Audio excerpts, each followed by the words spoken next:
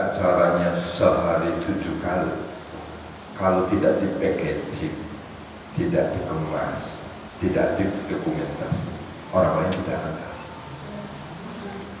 Tetapi kalau orang lain punya acaranya sebulan sekali, tetapi dikemas secara apik, didokumentasi secara apik, disosialisasikan secara apik, itu bisa jadi ilmu.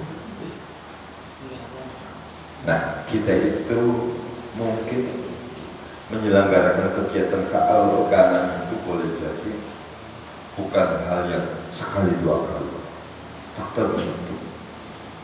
Hanya masalahnya memang kita jarang sekali mencoba tadi packaging gitu.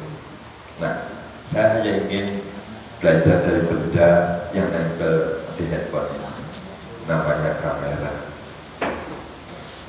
Orang yang pertama kali menemukan kamera itu dia ulama besar, namanya Abu Hasan Ali Ibnul Haytham, yang dalam bahasa Latin sering dikenal dengan Al-Hazan.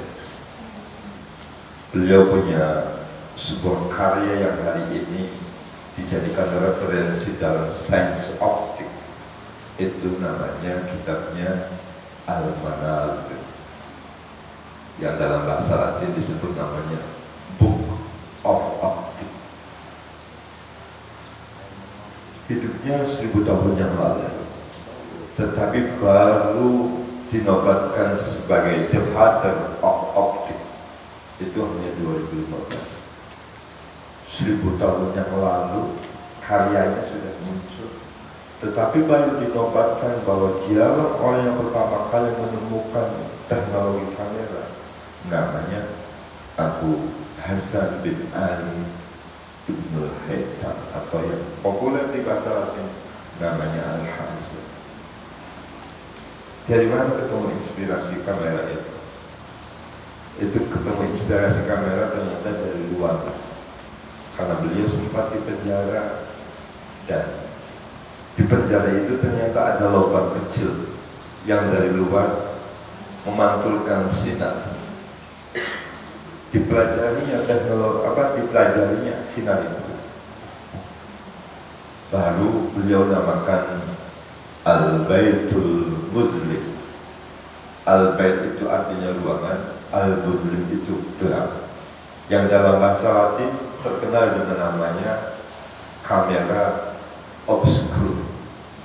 Jadi kamera-kamera itu artinya ruangan, obscur itu gelap. Nah, jadi kamera lah yang pertama kali dikenalkan di dunia itu namanya kamera obscur, yaitu kamera artinya ruangan, obscur itu artinya gelap. Nah, apa yang dilakukan oleh Ibnul Haytham ini satu saja, hasil foto yang bagus itu karena kameranya diarahkan secara fokus atau kameranya diarahkan dengan tidak fokus. Ternyata satu contoh, secanggih apapun kamera baru akan bisa menghasilkan gambar yang bagus itu kalau diarahkannya fokus. Jadi saya sederhana saja, bagaimanakah potret Al-Quran di Cirebon? Kalau potretnya belum bagus, gampang, karena orang Qurannya belum bagus. Seperti hanya kayak. Nah, saya hanya ingin bagaimana sih agar kita bisa mencicipi keajaiban Al-Quran. Ternyata teknologinya hanya menyamakan frekuensi. Ini sengaja saya mengulang gimana agar kita ketemu energi keajaiban. Saya jamin siapapun yang bergelut dengan Al-Quran, kalau dia frekuensinya tidak sama, maka tidak akan ketemu keajaiban. Tetapi mungkin dia melakukannya mungkin dengan energi yang sama frekuensinya, baru dialah yang akan ketemu keajaiban. Saya hanya ingin, apa sih frekuensi yang harus kita pegang?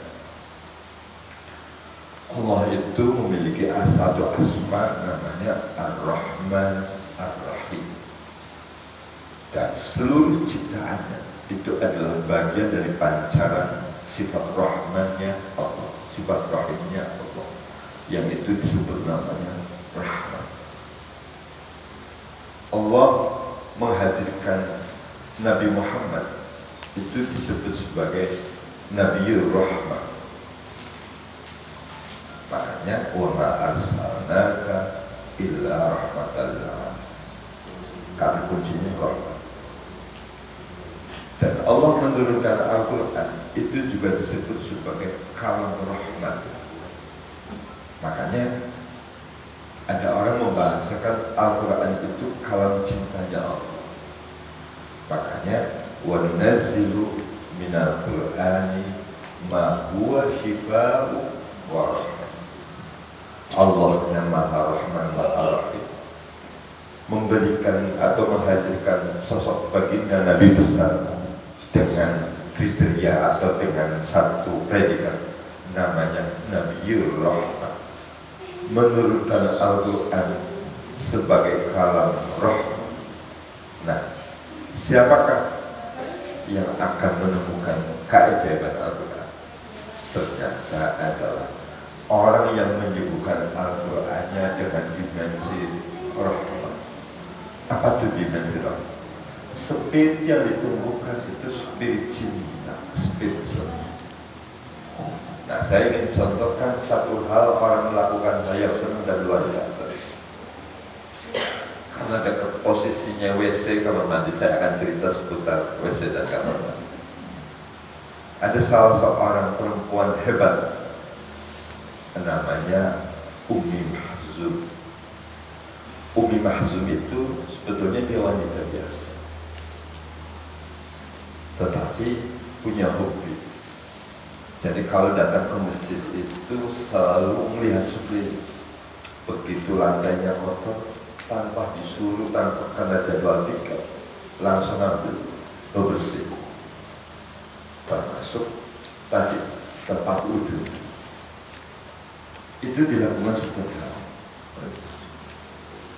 Nah, suatu saat beberapa hari kok nggak kelihatan Ummi Mahzum.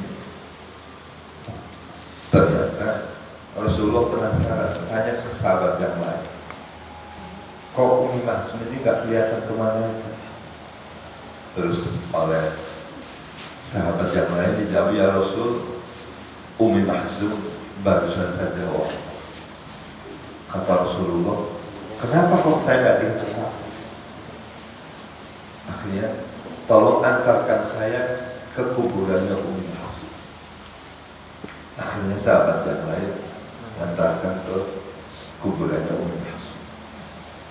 Ketika sampai di kuburan Ummi Mahzum, Rasulullah sholat di kuburannya Ummi Mahzum, terus doa, dan di akhir doanya luar biasa.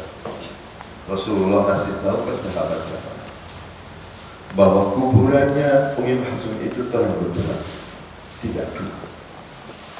Sahabat yang lain heran, kok bisa Ummi Mahzum mendapatkan fasilitas itu?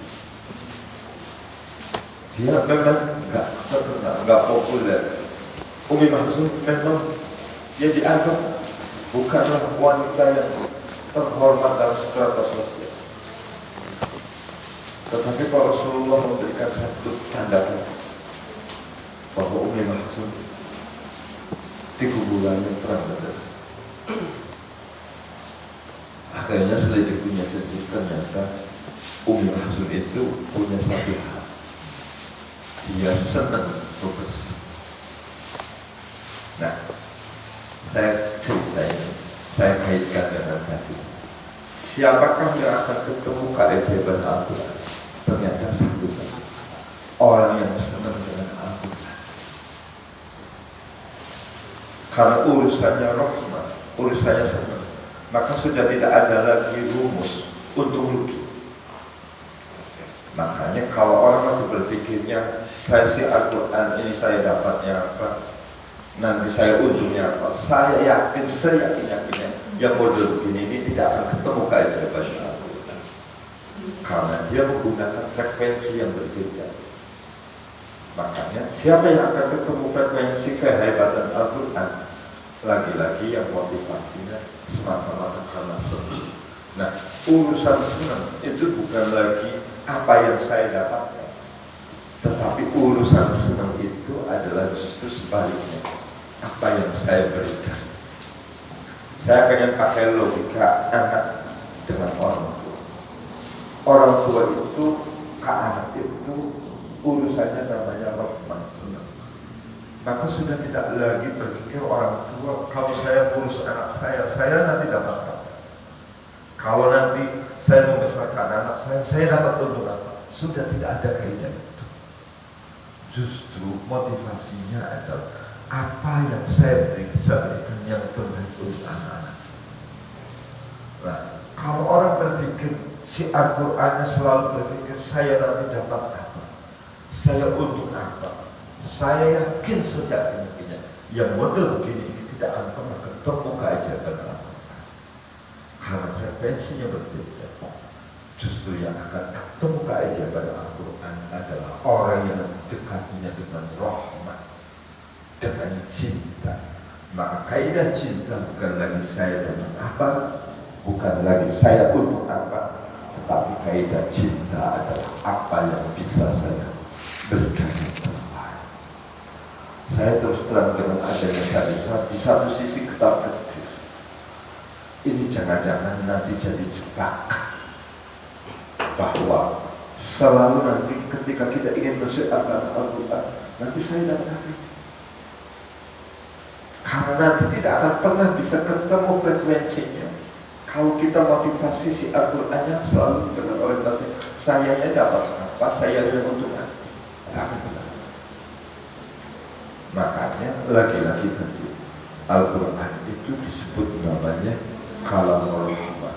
Maka siapakah yang akan bisa mendapatkan keajaiban Al-Quran? Orang yang mendekati Al-Quran dengan cinta kasih.